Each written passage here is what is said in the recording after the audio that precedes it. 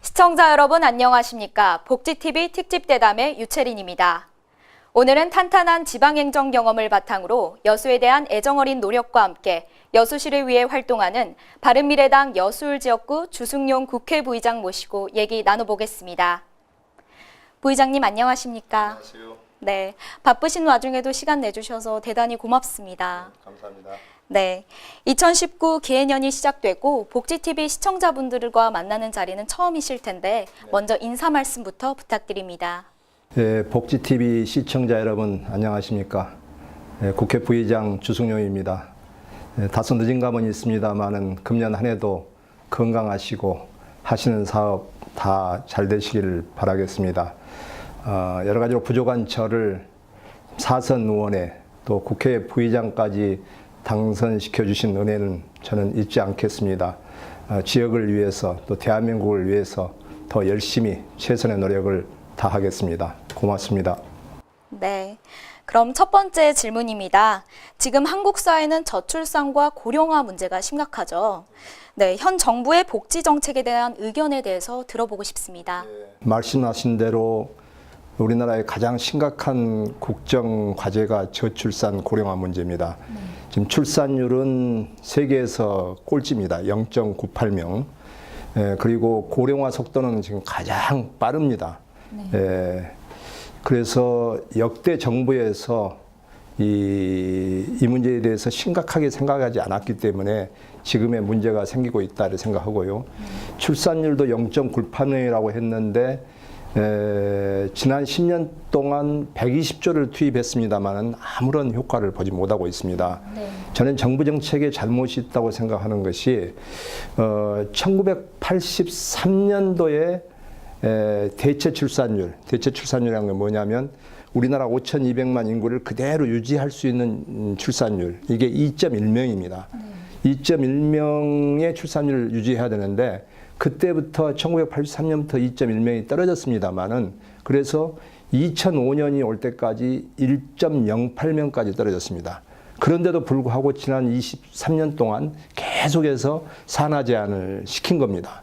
1983년도 대체 출산율 이하로 내려갔을 때부터 이 출산 장려를 해야 될 것인데 계속해서 산하 제한을 해가지고 결국 오늘에 이르렀다 이렇게 생각하고요.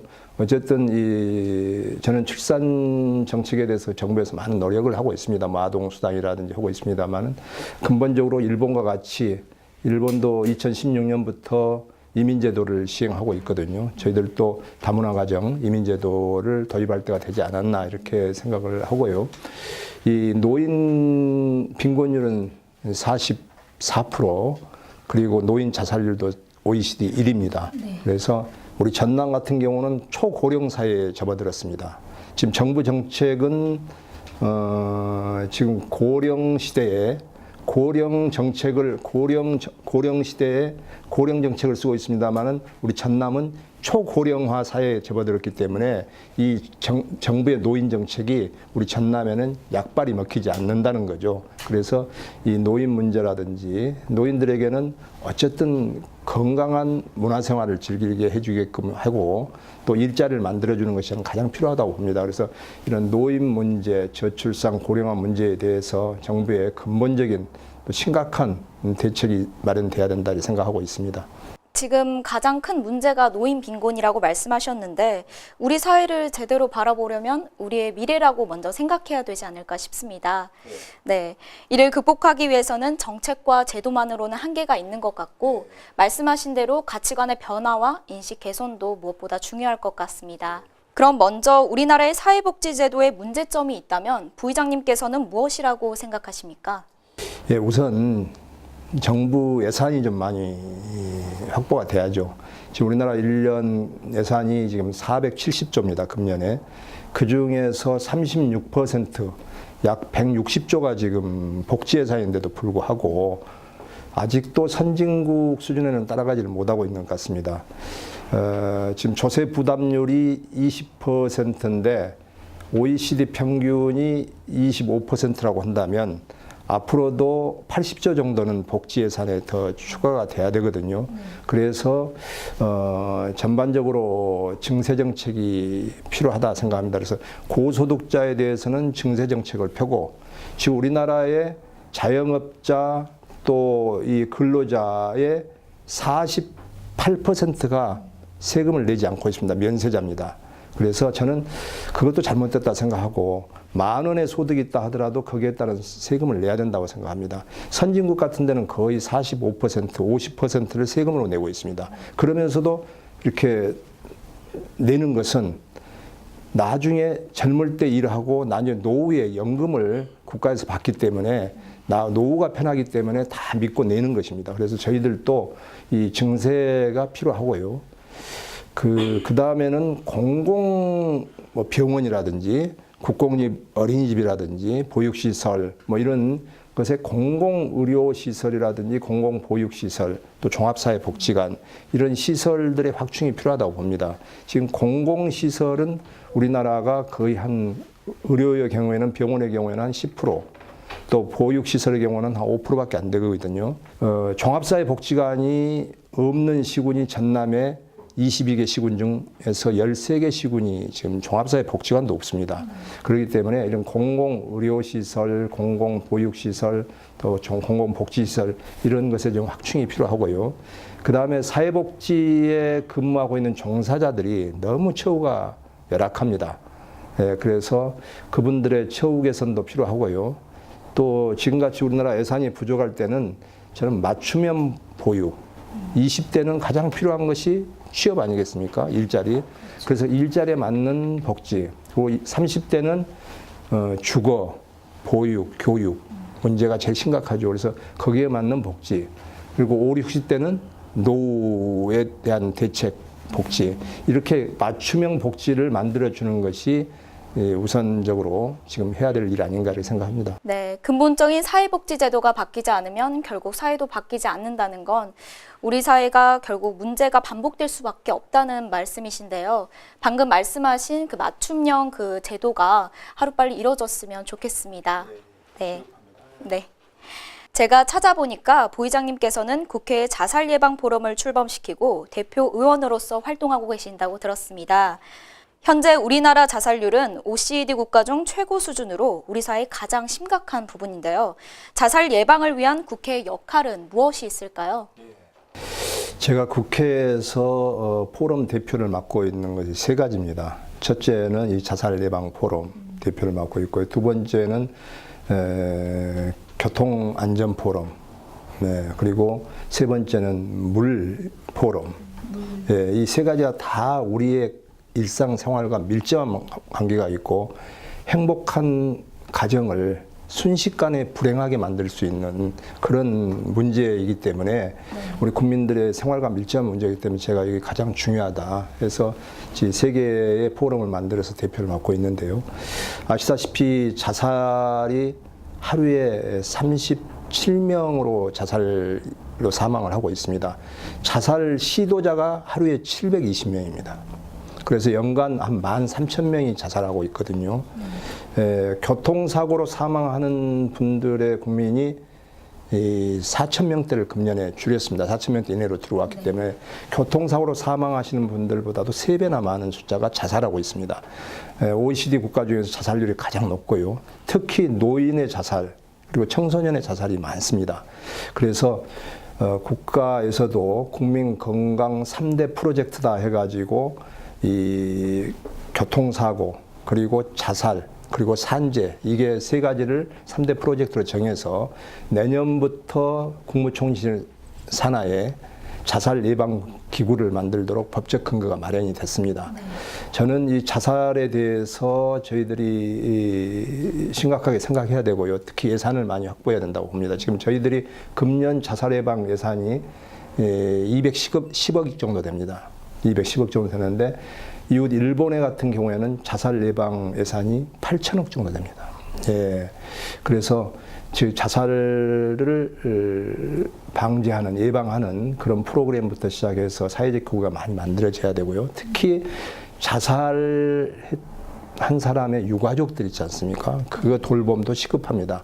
자살 유가족 돌봄도 하나의 같이 묶어서 이 자살 예방에 사회적 대책을 마련해야 된다 이렇게 생각하고 있습니다. 네, 이번 개정안의 법률 목적이 누구도 자살을 선택하지 않는 사회 실현이라고 들었습니다. 자살을 개인의 문제로 보지 않고 전 사회적으로 대책을 마련해야 된다는 취지를 담고 있는데요. 바라보는 관점을 전환하는 것이 우리 사회의 가장 큰 먼저 해야 할 과제이지 않을까 싶습니다. 그 외에도 최근 부의장님께서 고용보험법, 남녀 고용평등과 일가정 양립지원에 관한 법률, 근로기준법 등 복지 관련 정책 입법을 많이 다루고 계신 걸로 알고 있는데 어떤 법안들일까요? 금방 그 고용 안정법 그리고 남녀 고용 평등 및 일 가정 양립에 관한 법률 이 법률을 제가 발의했는데요. 이 내용은 뭐냐면 지금 출산율이 낮지 않습니까? 그래서 출산했을 때 그 육아휴직을 1년 이내 현행법에는 1년 이내로 하게 돼 있고요. 출산 휴가를 현행법에는 5일에서 14일 정도 이렇게 이내로 쓰게 돼 있습니다. 그런데 이렇게 한 명을 낳든 쌍둥이를 낳든 똑같습니다. 그런데 제가 이번에 특히 좀 중점을 뒀던 것은 쌍둥이를 낳았을 때의 경우에는 아무래도 그 휴식이 더 많이 필요하고 또 애를 육아하는데 부담도 많이 들어가기 때문에 쌍둥이를 낳았을 경우에는 그 출산 휴가도 10일에서 좀 20일까지 그리고 육아 휴직 기간도 1년에서 1년 6개월까지 이렇게 좀 확대하는 방안을 좀 담았고요. 또 지금 통상임금으로 기본급만 주게끔만 돼 있는데 그 휴직 기간 동안에는 평균임금으로 이렇게 좀 그 연혈사 수당이 포함된 평균임금으로 좀 주도록 이렇게 했었는데 아마 국회의 상임위 심의 과정에서 좀 조정이 될 걸로 지금 보고 있습니다. 어쨌든 그 출산율 높이기 위한 그런 법안을 발의한 겁니다. 예. 네. 근로자와 고용주가 함께 행복한 사회를 만들 수 있도록 복지 관련의 정책에 더 많은 변화가 있길 기대하겠습니다. 네, 부의장님께서 바른미래당의 전라남도당 위원장을 겸임하고 계시죠? 예. 네, 전라남도의 현안과 이번 예비 타당성 조사에서 면제를 받은 사업에 대해 조금 들어보고 싶습니다. 네. 이번에 정부에서 일자리 창출 그리고 지역경제 활성화 차원에서 예타 면제 사업을 17개 시도에 1개 내지 2개씩을 선정해서 발표를 했습니다. 네. 그 과정에서 우리 전라남도에서는 다행스럽게 정말 축하할 정도로 이 백야도에서 화태까지 연도교 사업이 예타 면제 사업으로 들어갔습니다. 백야도에서 제도, 제도에서 계도, 계도에서 워로, 워로에서 사태 4개 연도교인데요. 이것은 지금 알다시피 그 섬에 주민들이 많이 살고 계시지 않기 때문에 이 타당성 조사를 하게 되면 아주 타당성이 떨어집니다. 이 B10이라는 게 있는데 B10이라는 게 뭐냐면 투자한 것에 대한 가치 100원을 투자했으면 100원의 가치가 나와야 됩니다. 그래서 100원을 투자했으면 100원 가치가 나오면 그게 1입니다. 근데 대개 그 백야 화태 구간은 타당성 조사를 하게 되면 0.3, 0.2밖에 안 나옵니다. 그래서 정부에서 지금까지 안 해줬던 겁니다. 그랬는데 이번에 다행스럽게 예타 면제 사업으로 우리 전라남도에서 유일하게 들어가서 이제 내년에 설계를 하게 되고 그게 5,300억 정도 들어가고요. 11km 정도 되는데 그게 완공이 되게 되면 지금 주말에 돌산대교를 건너서 향일암을 간 관광객이나 주민들이 다시 나오려면 엄청난 교통체증을 겪고 있거든요. 근데 이제 다시 나오지 않고 그 향일암에서 이 화태를 거쳐서 워로를 거쳐서 제도를, 계도를 거쳐서 이 화양면을 거쳐서 공항을 가게 되면 한 30분 정도밖에 향일암에서도 안 걸리기 때문에 교통체증을 분산시킬 수 있어서 아주 좋다 생각하고 이게 제가 시장 때부터 약 20년 전부터 이 여수 고운간 연륙교하고 이 백야도 화태 연륙교하고 이거 11개를 해 왔는데 아마 이번에 백야 화태가 예타 면제 사업으로 지정됨으로써 이제 곧 약 한 5년 정도면 다 11개의 다리가 다 이어지는 그렇게 될 것 같습니다. 네, 방금 말씀하신 그 사업들이 하루빨리 이뤄져서 국가 계획에 반영될 수 있으면 좋겠습니다. 네. 부의장님께서는 이와 더불어 여수에서 출발하는 수서행 전라선 KTX 신설을 추진하시는 중인데 어떻게 진행되고 있습니까? 예, 지금 잘 아시다시피 수서역이 강남에 있지 않습니까? 예, 수서역에서 경부선이나 호남선은 운행을 하는데 전라선은 운행을 안 합니다. 아시다시피 서울역이나 용산역은 경부선, 호남선, 전라선이 다 다닙니다. 근데 수서역에서는 전라선이 다니지 않기 때문에 강남에 살고 계시는 이 전라도 분들은 상당히 불편을 겪고 있습니다. 그래서 저는 그 수서역에서도 전라선을 탈 수 있도록 국토부에서 수서역에서 전라선 면허를 내주라고 이렇게 했습니다만은 지금까지 안 되고 있는데요. 안 되고 있는 이유가 이 코레일과 SR입니다. 수서역에서는 SR이라는 회사가 운행을 하고 있고 이 서울역과 용산역에서는 코레일이라는 철도공사가 운행을 하고 있습니다. 그래서 철도공사와 SR을 통합하겠다는 겁니다.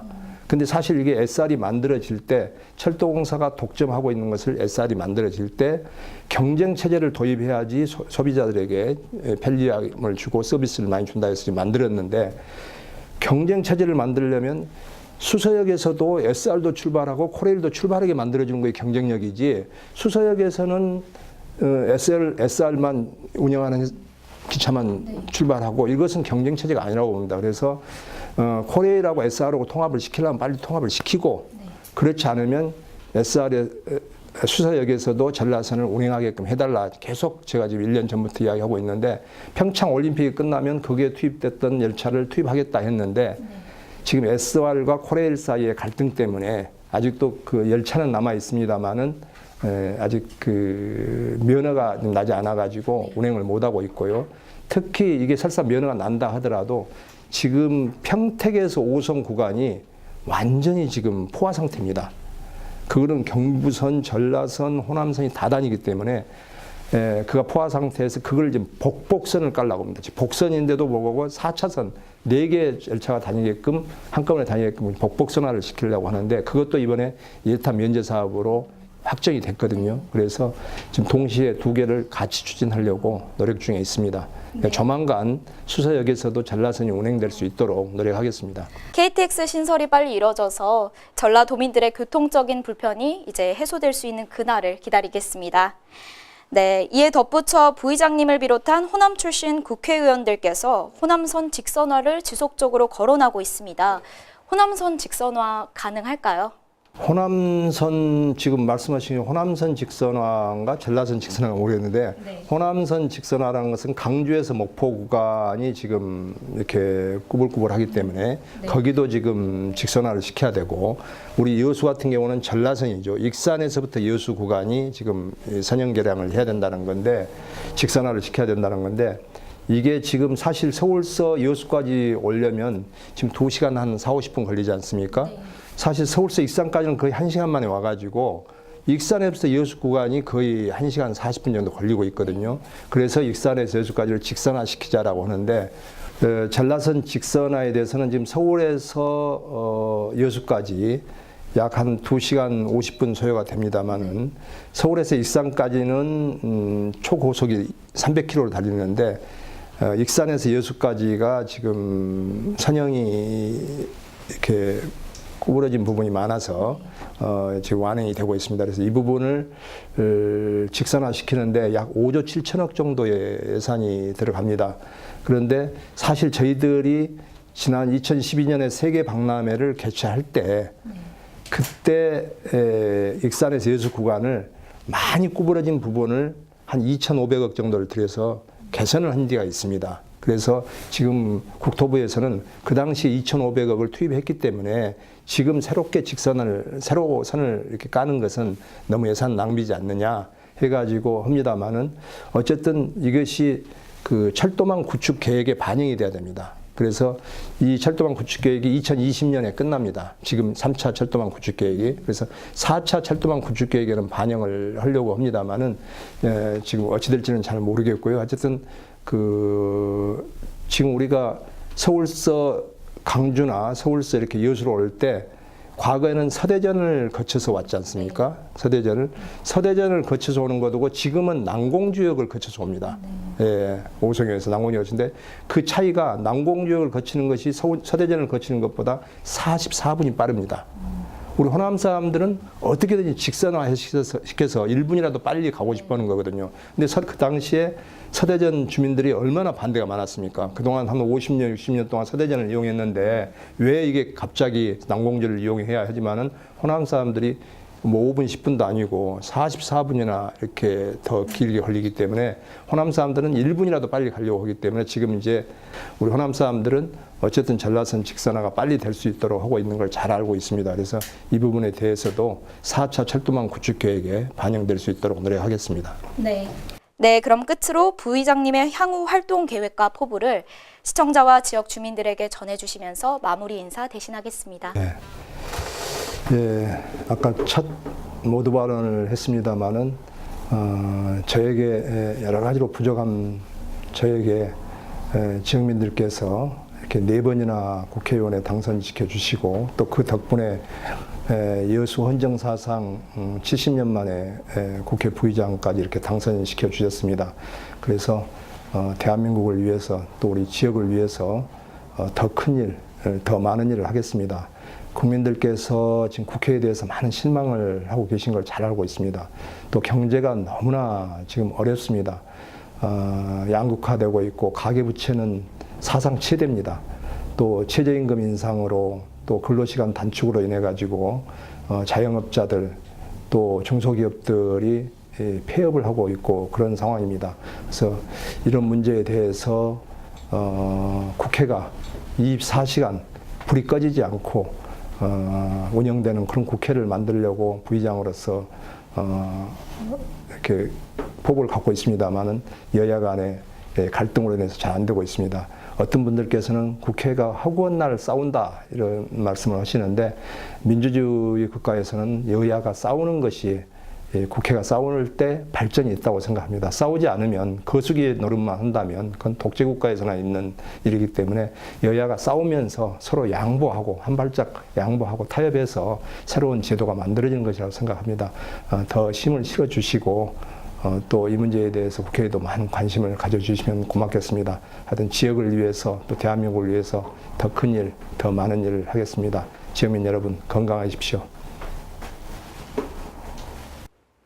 부의장님의 폭넓은 의회 활동이 우리 사회의 큰 밑거름이 될 것 같습니다. 결국 국회는 국민의 신뢰를 바탕으로 이뤄질 수밖에 없습니다. 앞으로도 지금처럼 변함없는 열정과 추진력으로 여수의 뚝심 있는 일꾼으로서 역할을 해주시길 기대합니다. 이상으로 복지TV 특집대담 주승용 국회부의장과 함께했습니다. 오늘 귀한 시간 내주신 부의장님과 시청해주신 여러분 고맙습니다.